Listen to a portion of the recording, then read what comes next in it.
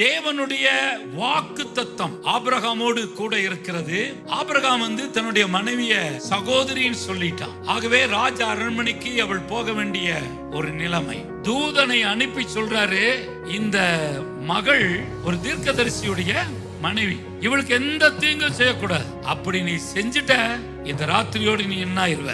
செத்து போயிருவ. ஒரு மனிதன் தேவ மனுஷனாய் இருந்தால் அந்த குடும்பத்திற்கு விரோதமாய் யாராகிலும் எழும்பினால் கர்த்தர் அதை கவனிப்பார். ஆகவே நீங்களும் நானும் அவருடைய வாக்கு தத்தத்தின் பிள்ளைகளாய் இருப்பதினாலே நம்முடைய குடும்பத்தை குறித்து, எதிர்காலத்தை குறித்து, பிள்ளைகளை குறித்து ஒரு நாளும் பயப்பட வேண்டிய அவசியம் இல்லை. தேவனாலே தெரிந்து கொள்ளப்பட்ட உங்களையும் உங்கள் பிள்ளைகளையும் அந்நியர்களோ அதிகாரிகளோ ராஜாக்களோ யாராயிருந்தாலும் தேவனால் தெரிந்து கொள்ளப்பட்ட குடும்பத்திற்கு கர்த்தர் தம்முடைய தூதர்களை அனுப்பி நேரடியான பாதுகாப்பை கொடுத்து அவர்களை காப்பாற்றுகிற தேவனாய் இருக்கிறார்.